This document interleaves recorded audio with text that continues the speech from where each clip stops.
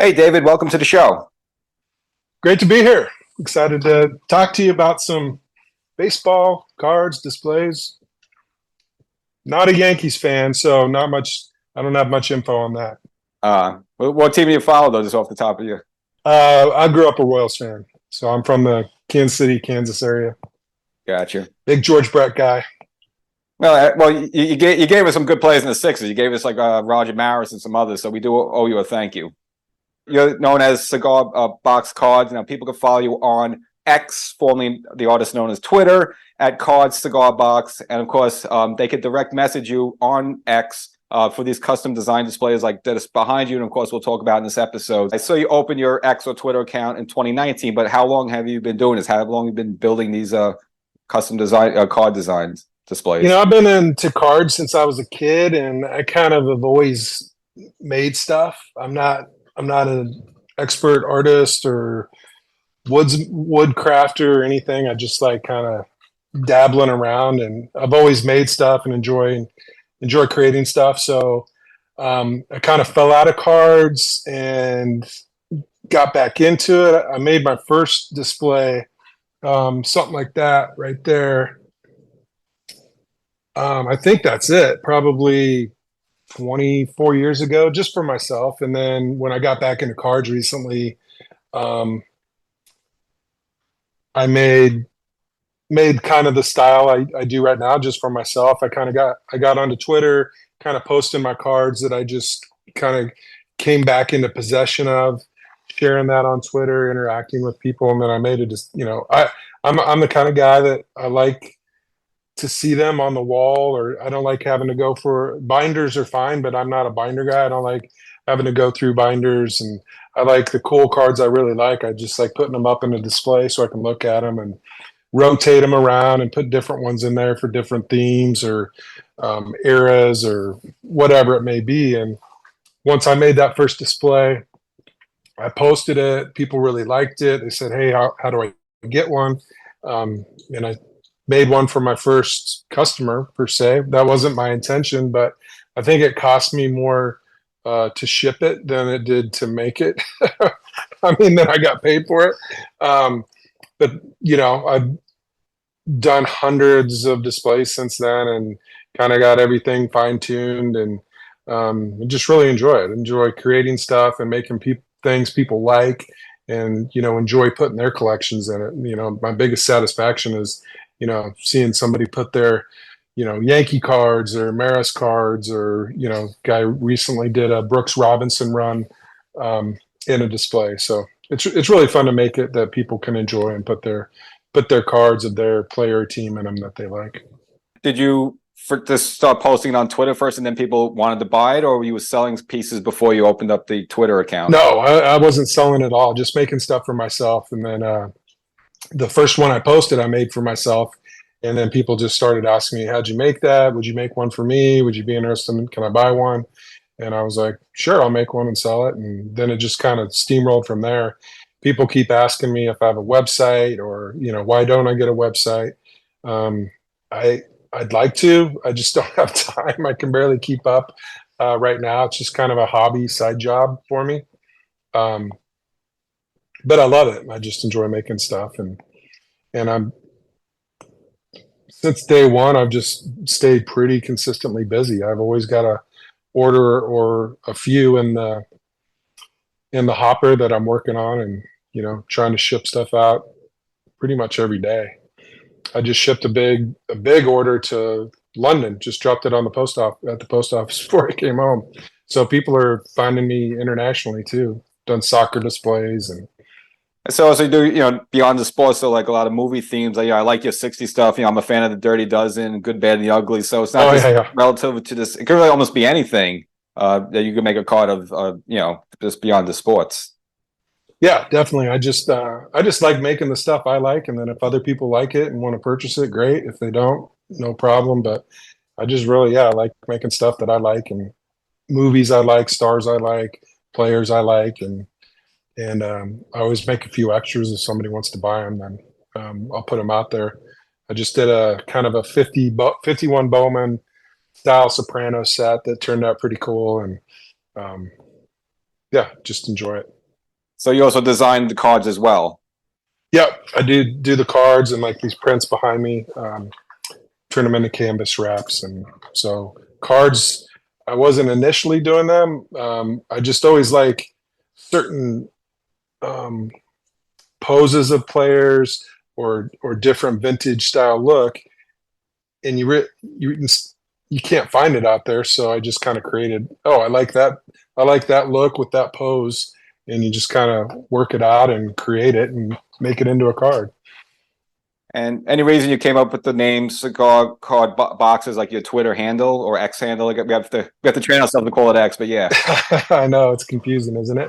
Um, just because I always kept my cards in cigar boxes when I was a kid. My dad would give me his old cigar boxes, and I'd always put my cards in there. So a lot of people think it equates to the displays. I've done displays out of cigar boxes, but that's not my main thing to do. But so the name kind of can confuse people. And then when I opened up my Twitter X, for some reason, when you do your handle, they reverse the name. So I didn't intend for it to be Cards Cigar Box. It was supposed to be Cigar Box Cards, but people can still find me, and it is on Instagram. It's Cigar Box Cards. So Another good value of following you, I see if people who retweet some of your posts, actually you give some of the cards away for free. So it's just, I like how you do it to sort of, gives fans, incentive to interact with you, but yeah, they could also get some free merchandise out of it. yeah, definitely. I love giving away cards. I love interacting with people and posing silly questions, or you know, what's your favorite Red Sox or Yankee, or what do you guys what's on the grill for 4th of July? I'll pick a random winner for a card and stuff like that. It's always fun. Now, when you do get an order, obviously it depends on a lot of factors, but like what's the normal turnaround time of you receiving an order and then you shipping it out? It depends. It could take a week. It could take a couple months, depending on how busy I am.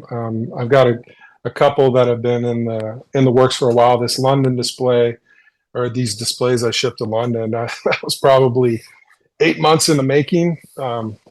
So he kind of kept adding on to his order and changing it up. So everyone's great. They're really pretty patient with me. I kind of give them, let them know when they order, like I've got a few in the queue ahead of you. Sometimes there's some pretty complex displays. If I haven't made one that style before, it can take a little bit longer, a little trial and error. But if it's my bread and butter stuff, like my 10 card display, it's 2 to 3 weeks, depending on how many orders are ahead of it. It would generally, if I don't have any orders going, it can take as little as a week and a half. You open up this enterprise, in 2019, and then like obviously a year later, we're all hit by COVID. You just think that the fact maybe people are home and maybe looking at their baseball card collection or just kind of looking at hobbies in general, it's something to do because you couldn't really go out. You think that kind of almost like benefit you in a way just because people had interest in cards again? Yeah, I think it just kind of blew up, and people were like, I'm sitting at home. I want something to do. I'm gonna turn my kid that went off to college. I'm gonna turn their old room into my man cave or to my card room, and want to put some cool stuff on the wall. And I think that's the biggest challenge for collectors is wall space. I always get guys that like, hey, I'd love to buy this, but I don't have any more wall space. But yeah, so it blew up. I think people just really got back into cards and just the hobby and collecting and the interaction, and card art blew up, and just kind of a big culmination of everything. A lot of great artists out there that are doing really cool stuff. So do you have like I guess a workshop or a basement that you create these things in? My wife tells me I'm taking over the whole house, but yeah, Uh-oh. I created a little shop, and I kind of walled off part of my garage because it gets so hot here in the summertime. I had to put in a little portable AC.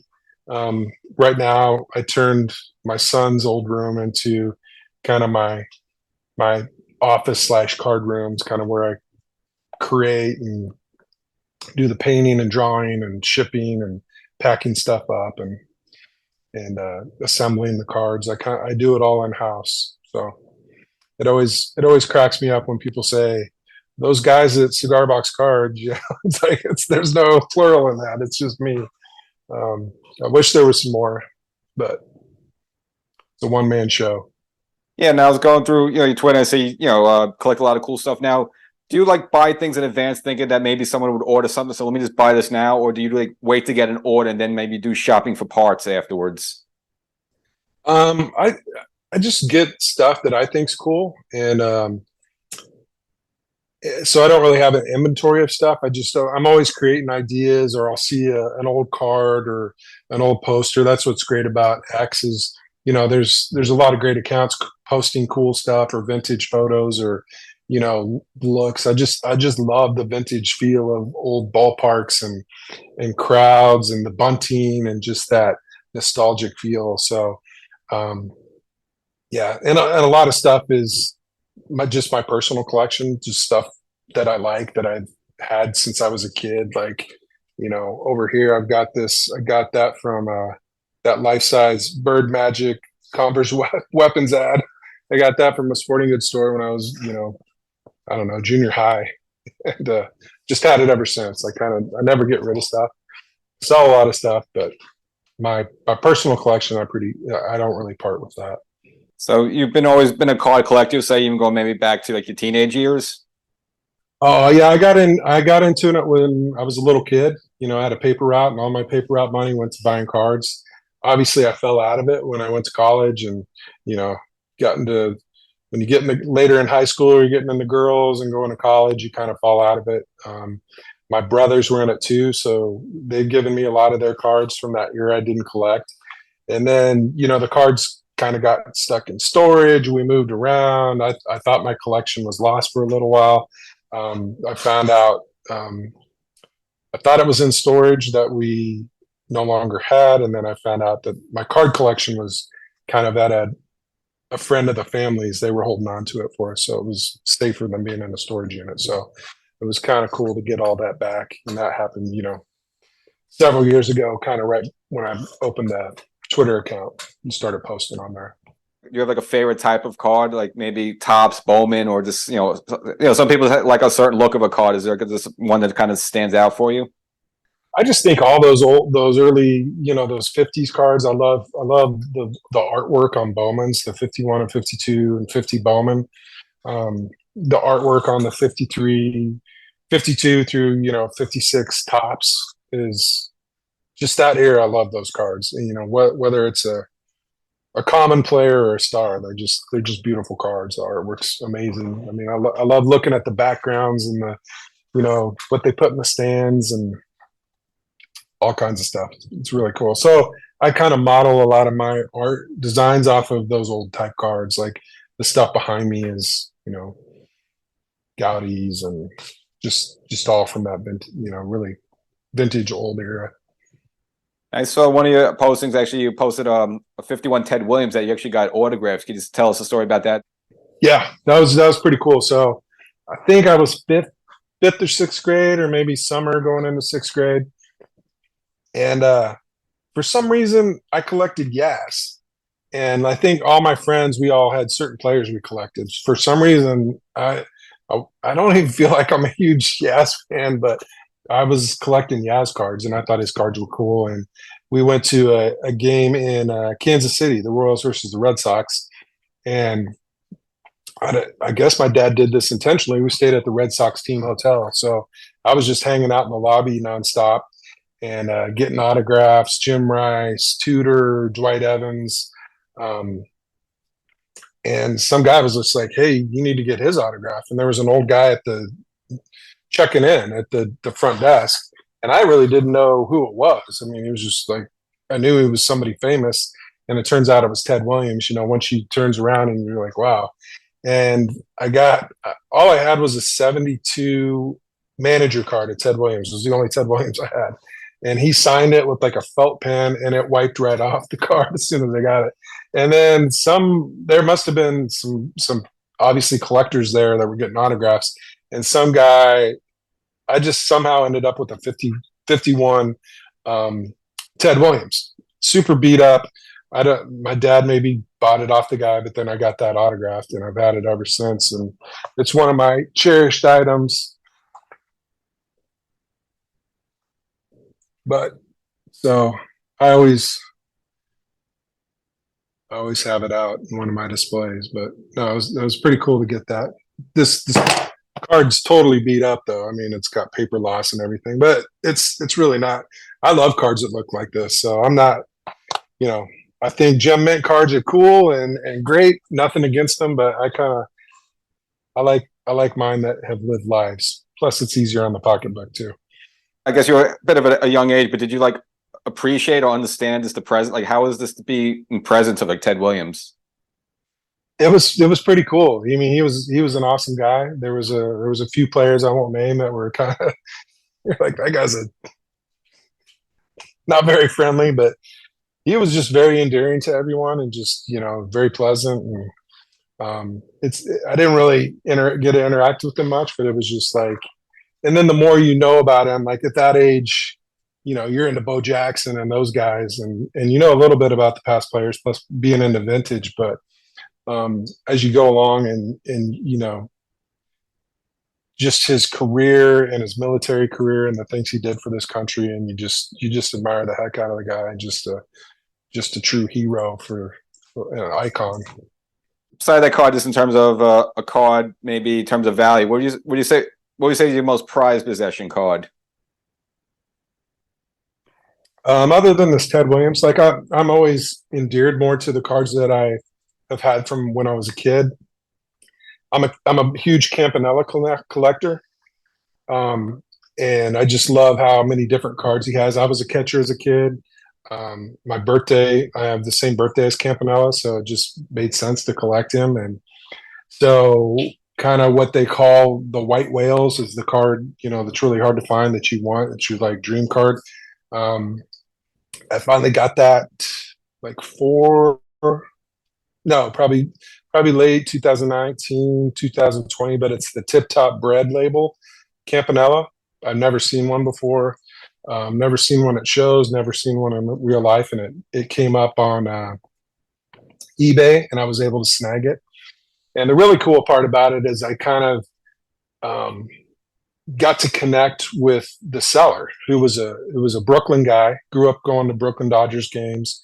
I know his first name Herb. I can't remember his last name, but he was a big card guy and had card shops and shows and so I got to have a few phone conversations with him and just talking about what was it like to grow up, as a kid going to Ebbets Field and to interact with players and hearing how they all lived in the neighborhood and you'd see him walk into the game.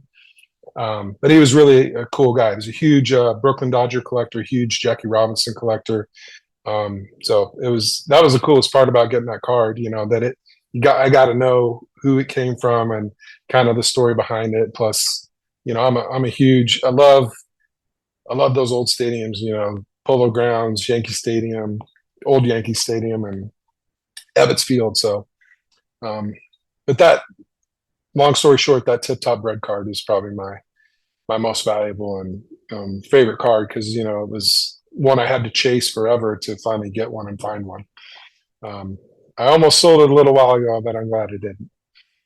Now, very recently, obviously, the Pirates recognized Roberto Clemente for Roberto Clemente Day. So you had a lot of posting. Did you get like a lot of an uptick of requests, or just people just want to discuss that with you? Clemente is always a super popular player. Like I love doing Clemente's. He's got so many great. Just like you can't screw up a Clemente. He's just he's just, those uniforms are cool. He's cool. Just every look. I mean, just talk about an amazing person, not just a baseball player. I think that's why so many people love him and collect him. That he was so great. So I'd really love to see him retire 21. But as far as what I do most of is probably Clemente stuff, Clemente displays or displays for Clemente collections or Clemente cards. It's really cool. There's a lot of people like across the board, no matter who you root for, everyone loves Clemente. I totally agree there. So let's say, what are your top, maybe not top five, but there's maybe some pieces that you created that you end up selling, but you almost like, they're your favorite. You almost like you wanted to keep them, or maybe you created another one afterwards because you liked it so much. Yeah, there's a ton of them. I did. I really love Helmar Brewing cards. He's a card artist, and his stuff is amazing. Beautiful artwork. It makes just all his cards look like they're from 1950 something when they're actually current cards. But I've done a few to displays for Hallmark cards. So I've done one that's kind of a backstop display with the crowd in the background. Um, Pretty much anything you make that you put Hallmark cards in them, it looks fantastic. Um, but probably my favorite is Ebbets Field displays with the background image of Ebbets Field or the scoreboard or outfield. It's if I could go back and go to any ballpark ever, it'd be Ebbets Field for sure. All right, and is there maybe might be the Yankees, but is there like one like team that you get the most requests of about? Is it Yankee related or is it Brooklyn Dodger related? Like what team you think you get the most requests? It's funny. It goes in waves. I'm kind of on a Cardinals run right now, but yeah, the big ones: Yankees, Boston. There's some teams I've never had a request for, but pretty much almost everyone. But yeah, Yankees are big. Boston, Pittsburgh. A lot of Mantle displays too. I've got some cool backgrounds with Mantle making a catch in the outfield. I really like using those shots where it's more of a panoramic background with just a small image of the player like making a catch. It's really subtle. The backgrounds look really cool. They get covered with cards mostly once people put cards in them, but they add so much to the display. But yeah, Yankees, Boston. Done a few Phillies, but those are the big two for sure. Would you ever consider maybe in the future like going to baseball card shows or trade shows with some of your merchandise? If there's one local, just to see if get your name out there that way. Yeah, I'd like to. And in fact, my good friend Gypsy Oak, he goes to a lot of shows and puts on a few shows. It's hard to get time to create an inventory. I could with some of my cards. I don't know if people sell a lot of art cards at shows. I know it's more, selling slabs and things like that. But I have there's one of my customers in Seattle goes to card shows, and he said, "Hey, I'll sell some of your Griffey Juniors and Ichiros if you want to send me some." So I sent him a batch of cards, and he's been selling them. I think they're doing all right. Not great guns, but yeah, I'd love to build up an inventory of displays and take them to a show and and sell them there. A lot of times when I do displays, I'll make the base of it, but so many people want to customize it, which is cool, that I don't really like finish a display. I'll get it to a point where then I can make it into a Yankees display or a Braves display or whatever it may be, or a certain player. So I don't have like a lot of end ready to go or sell product, because I just kind of wait till I get the order and like, hey, a guy just contacted me today. He's like, "Hey, I want to do a display for my Brooks Robinson run." So, I have something almost done that I can quickly convert into to what he wants for, and I think people enjoy that aspect of it too, is like they have the certain team logo they want, or they want bunting, or they want some of the vintage signs, which I really like doing now, that they kind of have that look of vintage outfield signs along the base of the display. But those turn out really good and look nice. I repurpose all my stuff. I use if I've done stuff from old barnwood to old bleachers to just repurpose wood. It's amazing how much wood gets wasted in the construction industry. Or I knew a place that was a window shop, and they always had just great pine that they just threw away. So I try to repurpose as much as I can. So I've got a good connection right now, so I haven't had to really buy wood a lot. It's more labor intensive because you got to rip it down and get it down to the sizes you want. So it takes definitely extra time and work, but I think it's worth it. Plus, you get the character of the wood. Some of my coolest displays are with pieces of wood that no one would ever, would just throw away. Like, this thing looks like it's got a bunch of knots in it and it's all rugged and ragged, but they look so cool when you get them finished and in the display. It gives it that look that it's super old, and that's what a lot of people like. Yeah, it's definitely a unique look. And do you have to like maybe put a coat on or some sort of protectant just to, keep it preserved? Yeah, depend on what the customer wants. I mainly stain and paint, depending on what they want. And then I can do, gloss matte finishes or flat, whatever they prefer. Have you ever done something from like one of those old stadiums? Like someone might have had like a piece of the stands from the Polo Grounds or something, like sends it to you. It was like, can you make something of this? Have you ever have something like Not that? yet. I've got some old like vintage kind of advertising stuff that they've given me to use. I did have a guy, and I actually can't find it now.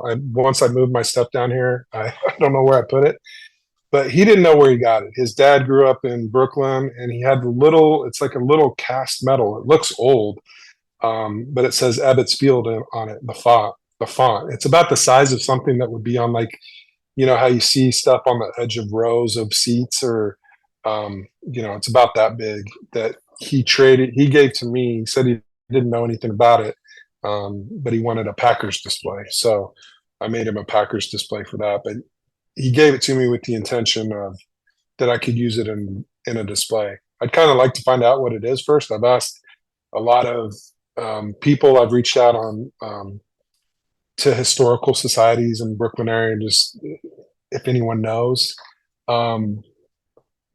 The closest I got is they said there was some type of planters around Ebbets Field that they thought it was maybe on one of those, but so I don't know if it was ever in the ballpark or not. But that's to answer your question, that's as close as I've got to something historical to use in a display. Gotcha. All right, I mean, and are you just foreseeing maybe this holiday season? Great. Obviously it's a great holiday gift. Do you just foresee a lot of orders coming in? Yeah, holidays are really busy. It's kind of cool how many wives order stuff for their husbands. I've done tons of orders that wives will contact me and like, hey, my husband, and some know a lot about cards, some don't know much. I'm like, are they putting slabs or top loaders in there? And they're like, I don't know what that is. And I said, well, sneak a picture of his cards and I'll tell you, I can make it. Because you just have to adjust the size if they're using slabs, and slabs are different sizes and things. But yeah, it keeps them pretty busy. It's cool, and I always tell those wives and girlfriends, you're wife of the year for getting this display for your husband. Most probably hate their husband's collections. Well, again, I think it's an excellent gift idea. Again, if you're not sure what to get, year after year, it's definitely better than a sweater. So people, again, should follow you on X, as we still couldn't call Twitter for a while, at Card Cigar Box. Again, direct message you for those great pieces behind you. Again, customize that stuff. And I wish you all the luck, and, hopefully soon get that website going. And again, just wish you all the success in what you're doing. It's very unique. Awesome. Yeah, it's great talking to you.